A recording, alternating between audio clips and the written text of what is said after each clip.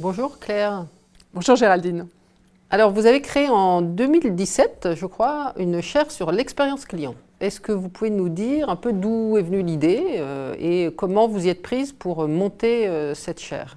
Oui, alors c'est la chaire expérience client de l'EM Strasbourg, à l'Université de Strasbourg. Et l'idée de travailler sur l'expérience, moi c'est un sujet de recherche que je poursuis depuis plusieurs années. Et en fait, le constat est simple. Il n'y a pas une entreprise, quel que soit le secteur d'activité, qui délivre d'expérience à ses clients. Pour autant, toutes les entreprises ne s'approprient pas le cadre expérientiel ou même la notion d'expérience client pour la piloter.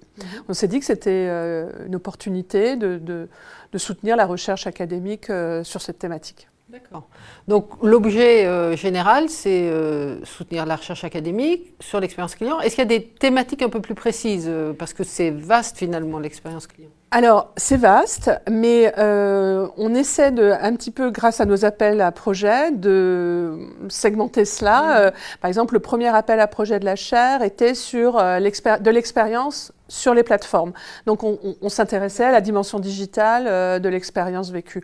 Et effectivement, on va s'intéresser prochainement à l'expérience consommateur versus l'expérience collaborateur. C'est un autre angle. Donc, on essaie, comme les partenaires ne sont pas du tout dans les mêmes champs d'activité. Nous avons un groupe, le groupe Schmitt, qui gère les marques Cuisinella et Schmitt, donc cuisine et dressing. Le groupe Aguerre qui est sur les solutions électriques et la SIG Strasbourg qui est un club de basketball de haut niveau. On voit bien que la façon dont les partenaires abordent l'expérience est très différente, mais ils ont le point commun de partager l'intérêt pour cette thématique. Donc effectivement, on segmente aussi de cette façon-là. Qu'est-ce que c'est l'expérience du spectacle vivant ?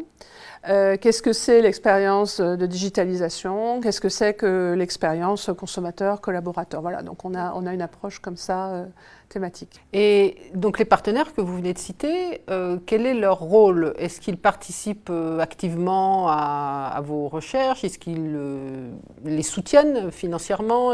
Quels sont leurs rôles? Alors, les partenaires soutiennent la chaire parce que sans les partenaires, il n'y aurait pas de chaire. C'est très très simple.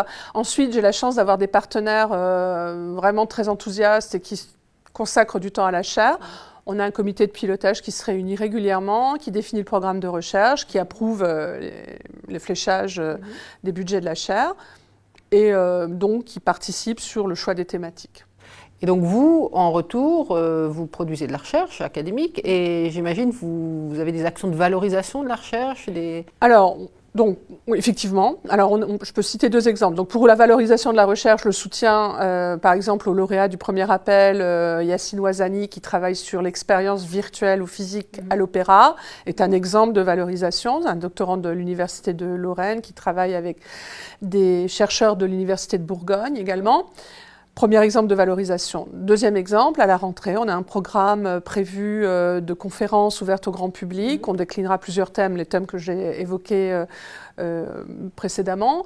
Et on aura un workshop où des chercheurs qui publient sur l'expérience viendront, on va dire, contraster les perspectives. D'accord. Et alors justement, perspective à court, moyen terme pour la chaire, quels sont vos projets? On a le projet effectivement de peut-être monter d'accueillir un nouveau partenaire, donc ça c'est effectivement en cours. On va continuer à soutenir la recherche sur l'expérience et également faire bien le pont, c'est très important aussi pour les partenaires, de faire le pont avec les enseignements et les étudiants de l'EM Strasbourg, donc toujours autour de la thématique. Donc on va multiplier les initiatives dans ce sens dans les années à venir. Très bien, merci beaucoup. Merci Géraldine.